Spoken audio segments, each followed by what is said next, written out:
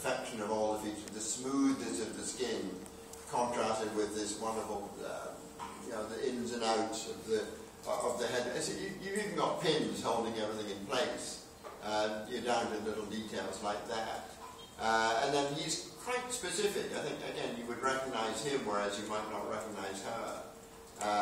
The more detailed specifics of his face. But this is, there's not much real sense of character or personality. It's more, I think, a kind of new class of moneyed people, because these aren't aristocrats, they're just anonymous, we don't know who they are, just portraits of a man and woman, basically. Well, costume would tell you, what they're wearing would tell you a little bit that they're well-to-do. There's, again, the richness of the materials, things like that, they try to follow.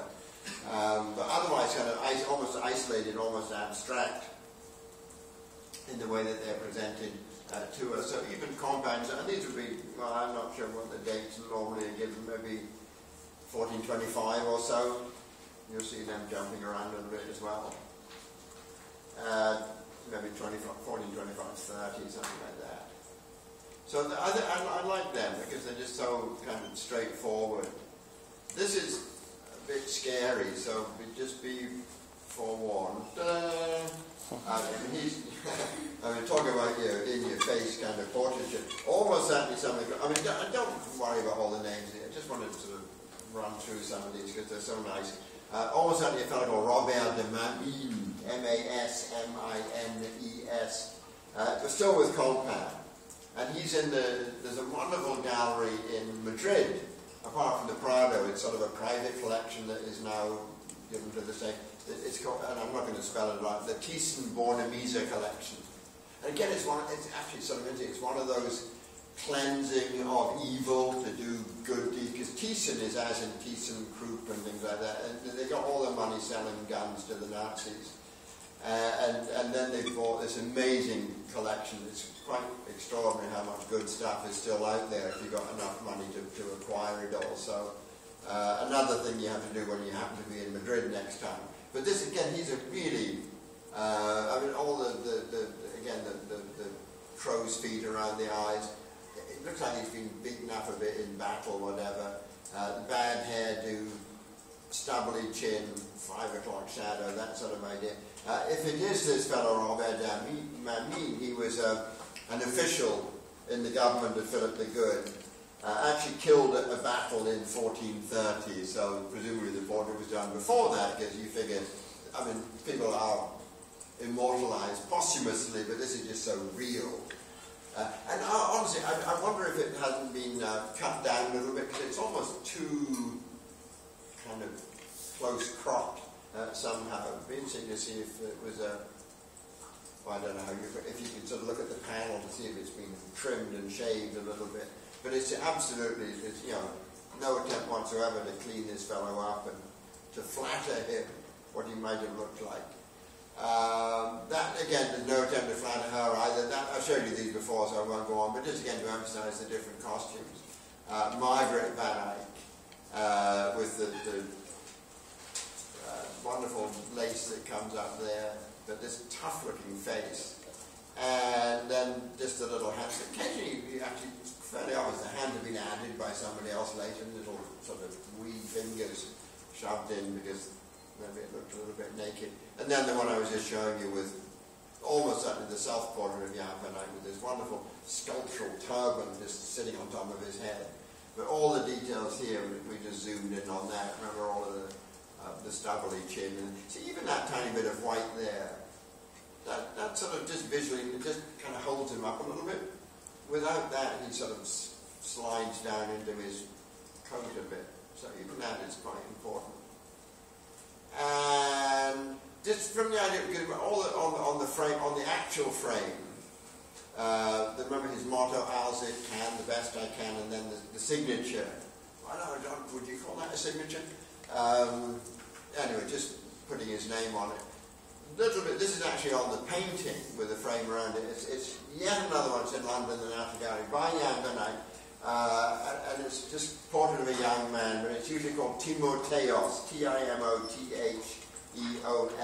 and where you get the name from is, see, it's very good. It's sort of like he's placed behind a ledge, and the ledge has, well, it's a crappy old ledge. Look, it's all cracking up literally, and it's all been chipped and chiseled.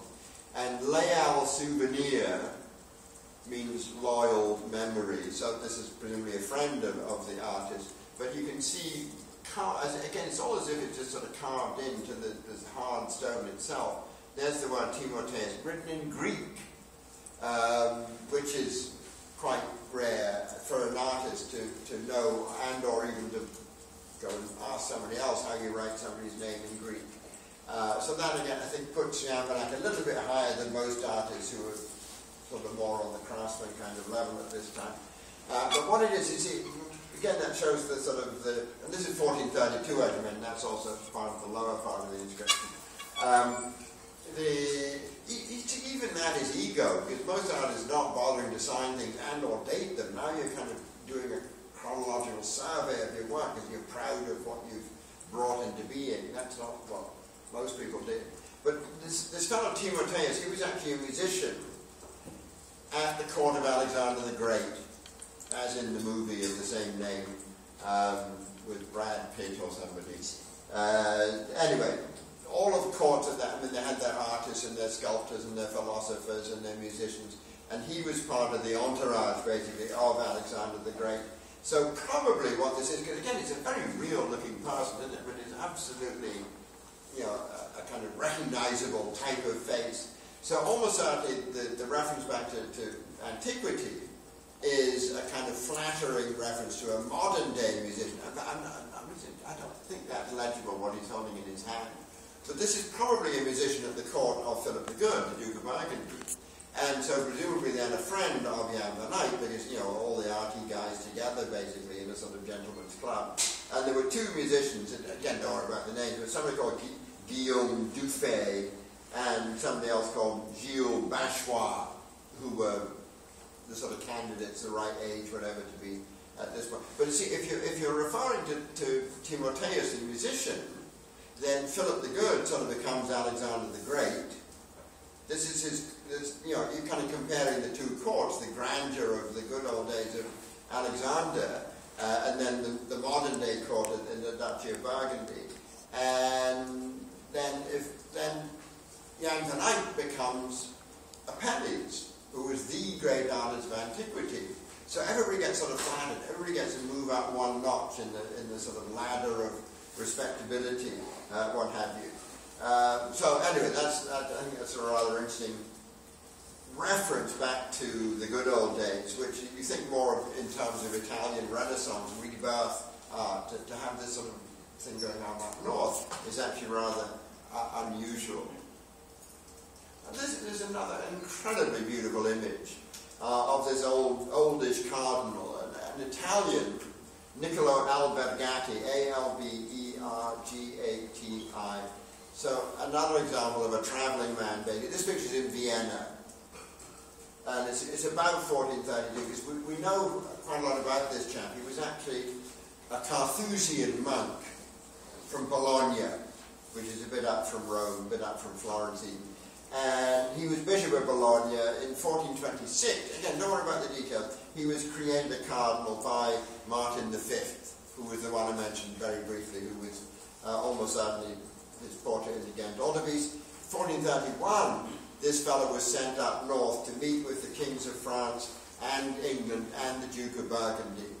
He was on a kind of peace mission, because remember, we're still in the 100 Years' War, which was kind of World War I&a half, raging at this particular time. It's about, I don't know, halfway through or so. Anyway, he's up there kind of trying to get people to settle down and stop killing each other. Very briefly, he was in Bruges. Again, we know exactly when, December the 8th to the 11th, 1431. And so obviously he's not going to sit for 6 months to have his portrait painted. So and this is, again, it's very, very, very rare to have this. This is the drawing, the silver point drawing that Van Eyck made of this fellow. Probably had an hour or so with him at the most. And he does a fairly quick drawing, probably added to it a little bit later on, just from memory, but at least it's partly from life. Then you scribble on little sort of colour notes and things in the margins. So this is the sort of efficient way to do the portrait. of somebody who's in a hurry and has to sort of keep moving on. So I mean, it's quite extraordinary to have, I mean, there must have been tons of drawings done, but not that many survived, because the preparatory, it's like, you know, if you have my lectures about Italian Renaissance art, they suck frescoes off walls, and underneath the fresco, never to be seen again, because they didn't think they were going to suck it off the wall, are the drawings that were made on the layer of plaster underneath the paint. You cover that over with fresh plaster, fresco, and you paint your picture on it. So now you were discovering these amazing 14th century, 15th century drawings, and then you've got to try and take them off, because if you put the fresco back, you're going to cover the drawings up. It's very complicated. But the normal process is you would do drawings, cartoons, whatever, for your composition, for your design, but when the picture was done, you would probably throw it away. Because it's like if you were designing a bookshelf, you wouldn't necessarily hang on to the drawings you did for that. It's just practical and functional. So to have a drawing like this that has survived, there are very, very few. And silver point, I'll talk a little bit more about silver point later, but again, you know far more about technique than I do. It's not actually drawing with a pencil. It's coated paper, and then it is silver, and it can be metal, but very often it's silver. You just draw on this coated paper with the silver point, and where the point touches the coated paper, some sort of chemical thing happens and it creates the line, which means it's very, very unforgiving. You can't rub it out, you just make a horrible mess if you try and do that. So you can't make mistakes. Almost see a tremendous example of that in maybe today, just a little bit of an artist actually sort of on the job. So I think this is a lovely point, because it's just so sympathetic in so many ways, but still fairly, I think you'd have to say, uncommunicative.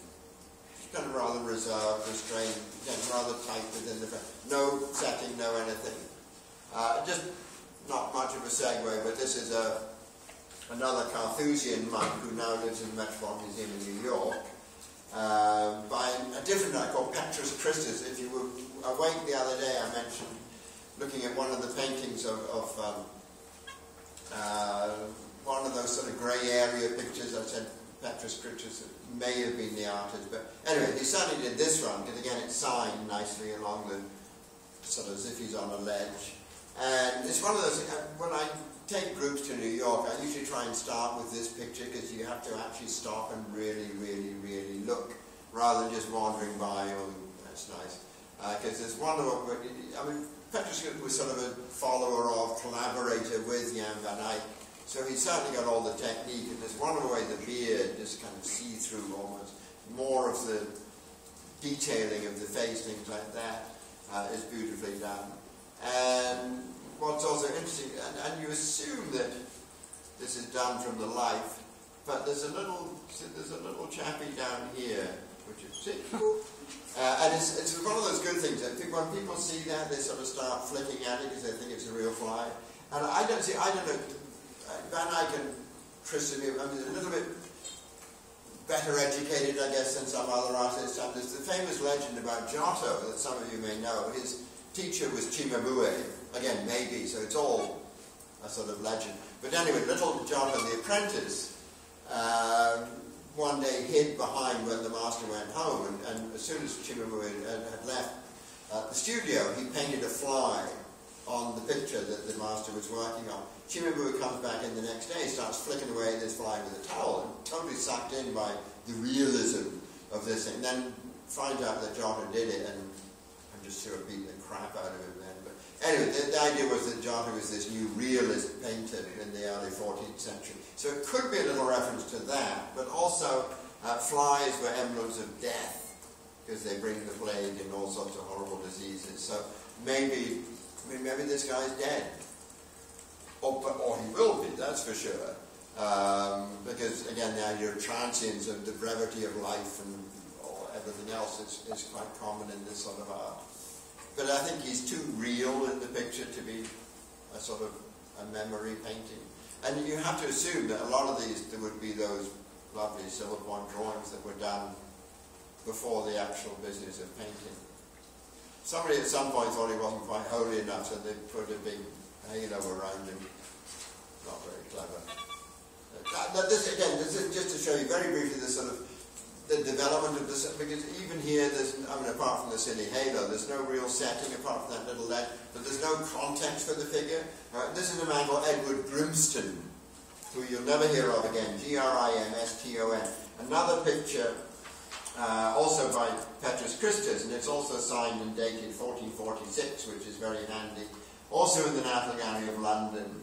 And what this chappie was, he was a kind of trade minister from the court of Henry VI in England over to the Low Countries where we are. And when he was there, he would have commissioned Petrus Christus to paint the portrait. He probably didn't know that he was actually getting the first known example of a corner portrait.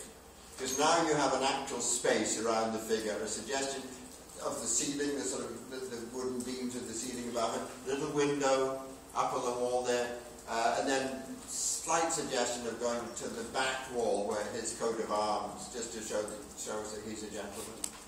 So again, it's a little kind of tippy-toes, baby steps into like of putting figures into kind of actual surroundings somehow. But apart from anything else, it really kind of relieves almost the sense of claustrophobia that you get in some of these other images. Well, he's got a little bit of a backcloth somewhere behind him, doesn't he? But much more so here.